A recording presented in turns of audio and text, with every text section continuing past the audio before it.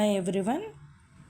In the BEd 4th semester Environmental Education 4th unit and 4.12 about the Chipko movement. It is the one of the important movement in India which impacted a lot of people and which created the awareness about the forest wealth. I want to discuss about this and what is the meaning of the Chipko and where it was started and why it became the famous, ఎందుకు famous అయింది, ఇది ఎక్కడ start అయింది, ఎలా start అయింది and ఎంత time తీసుకుంది, ఎలా సక్సెస్ అయింది, the but important role players in this movement we should know briefly. And Chipko అంటే what is the meaning of the Chipko? Chipko word which came from the Hindi language which means that to hug a tree or to embrace. It come from the Hindi word, and this movement was previously started in the year 1970 in Raini village at Chamoli district in Uttarakhand. Uttarakhand previously Uttar Pradesh lo undi, and after that Chamoli district Uttarakhand state loki shift ayindi anamata. Next, this movement against the deforestation means cutting down of the ట్రీస్ని cut చేయడము వాటి దాని గురించి ఈ movement అనేది జరిగింది. And it was first led by the Gaura Devi అనే ఒక విలేజర్ ట్రైబల్ ఫ్యామిలీకి చెందిన ఒక ఫ్యామిలీ నుంచి, బిషోయ్ ఫ్యామిలీకి చెందిన ఒక ట్రైబల్ అమ్మాయి నుంచి స్టార్ట్ అయింది. And in the year 1970 government allotted the work to the forest department to cut 300 trees to develop of interior roads in the rural region of the హిమాలయాస్లో రూరల్ ఏరియాలో ఉన్నటువంటి ఏరియాలలో ఏంటి ట్రీస్ని కట్ చేసి అక్కడ కొంచెం రోడ్ని డెవలప్ చేయాలి అనే ఉద్దేశంతో స్టార్ట్ చేశారు. But when Gaura Devi known this information she opposed, తను బాగా గట్టిగా అపోజ్ చేసింది. ఎందుకంటే చెట్లను నరుక్కుంటూ వెళ్తూ ఉంటే ట్రైబల్ ఫ్యామిలీలలో మనం చూస్తూ ఉంటాం, వాళ్ళతో పాటు చెట్లు అనేది వాళ్ళ లైఫ్లో ఒక పార్ట్గా అయిపోతుంది. అండ్ వాళ్ళు ఆ చెట్ల నుంచే ఎంతో కొంత గ్యాదర్ చేసి ఫుడ్ గ్యాదర్ చేయడం, లేకపోతే ఇంకేదో గ్యాదర్ చేసి వాళ్ళు అమ్ముకొని వాళ్ళ జీవనోపాధిని గడుపుతూ ఉంటారు. సో గౌరవదేవి ఎప్పుడైతే ఈ ఇన్ఫర్మేషన్ తెలుసుకుందో తను తన ట్రూప్తో, తన ఫ్రెండ్స్తో కలిసి అక్కడికి వెళ్ళి ఫారెస్ట్ డిపార్ట్మెంట్ని గట్టిగా అపోజ్ చేసింది. అండ్ ఫారెస్ట్ డిపార్ట్మెంట్కి వాళ్ళకి మధ్యన కొన్ని డిస్కషన్స్ జరిగినాయి, కొంచెం బెదిరించారు. ఇన్ని జరిగినప్పటికీ కూడా ఏమీ చేయలేకపోయారు వాళ్ళని. ఫైనల్గా వాళ్ళు ఏం చేశారు, అందరూ కలిసి ఒక్కొక్కరు ఒక్కొక్క చెట్టుని హక్ చేసుకోవడం వల్ల వాళ్ళు ఇంకా ఏం చేయలేక ఫారెస్ట్ డిపార్ట్మెంట్ వాళ్ళు వెనక్కి వెళ్ళిపోయారు. Finally the forest department went back. And what is the main aim of the Chipko movement యొక్క మెయిన్ ఎయిమ్ ఏంటి? To protect the forest and to protect the Alaknanda region.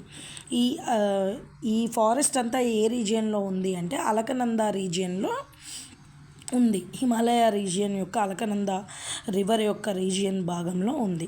And దీనికి ఒక ప్రీవియస్ స్టోరీ కూడా ఉంది which have the Chipko movement previous kings and queens పీరియడ్లో కూడా ఒక చిన్న స్టోరీ ఉంది. What is the story? In the early year of the 1604 అంటే 1604 సంవత్సరంలో ఏమవుతుందంటే ఒక రాజు, అక్కడ ఉన్నటువంటి ఒక రాజు చెట్లని నరకాలి అని చెప్పి కొంతమంది సోల్జర్స్ని పంపిస్తాడు. అవి కిజిరి అనే ట్రీస్, అవి చాలా ఇంపార్టెంట్ ట్రీస్. బిషోయ్ ఫ్యామిలీకి చెందినటువంటి వాళ్ళు ఎక్కువగా ఆ ట్రీస్ని పూజిస్తూ ఉంటారు, లేకపోతే వాళ్ళ ఆ చెట్లని బాగా బలంగా నమ్ముతూ ఉంటారనమాట. సో కిజిరి అనే ట్రీస్ని కట్ చేయమని చెప్పి సోల్జర్స్ని పంపిస్తాడు. సోల్జర్స్ పంపించినప్పుడు బిషోయ్ కమ్యూనిటీకి చెందిన వాళ్ళు ఈ ట్రీస్ని కట్ చేయొద్దు, లేదా మమ్మల్ని అయినా చంపండి అన్నప్పుడు కూడా అప్పుడు ఆ సోల్జర్స్ 300 మందిని చంపేస్తారనమాట. 300 people from the Bishnoi family they given their life for this movement. ఇది ప్రీవియస్ స్టోరీ, చిప్కో మూమెంట్ యొక్క ప్రీవియస్ స్టోరీ అనమాట.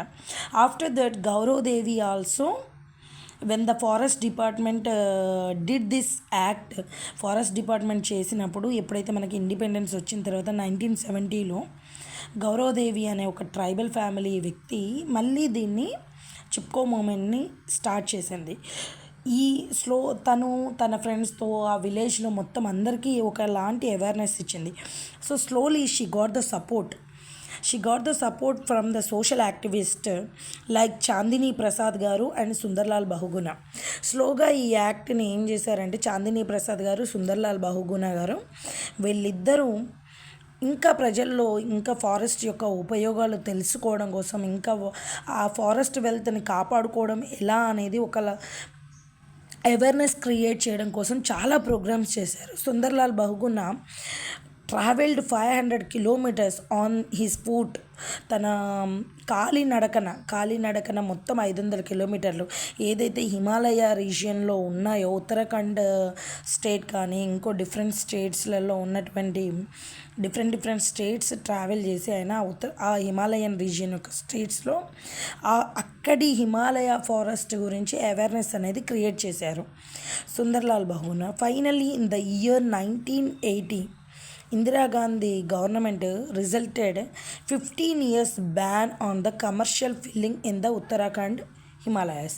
ఫైనల్గా ఇందిరాగాంధీ గవర్నమెంట్ ఏం చేసిందంటే 15 సంవత్సరాల వరకు ఎలాంటి చెట్లని నరకూడదు అని చెప్పి ఒక యాక్ట్ని తీసుకొచ్చింది. And slowly after so many years our government also doing that same activity. What is that, మనం ఇప్పుడు ఏం చేస్తున్నాం, వన మహోత్సవ్ కానీ చెట్లని నరకకుండా చెట్లని ప్రొటెక్ట్ చేసుకోవాలని హరితహారం ప్రాజెక్ట్స్ కానీ our Telangana state government is also doing that. Harithaharam project and Vana Mahotsav project ఇలాంటి ప్రాజెక్ట్స్ చేయడం వల్ల చెట్ల ఉపయోగాలు ఏంటి అనేది ఇంకా ప్రజల్లో పూర్తి స్థాయి అవగాహన తీసుకొచ్చారు. The first lady, we should appreciate her who succeeded in this movement, Gaurav Devi. Okay, please once you see the notes, ఎవరైనా స్క్రీన్ షాట్ తీసుకోవచ్చు. You can take this screenshot.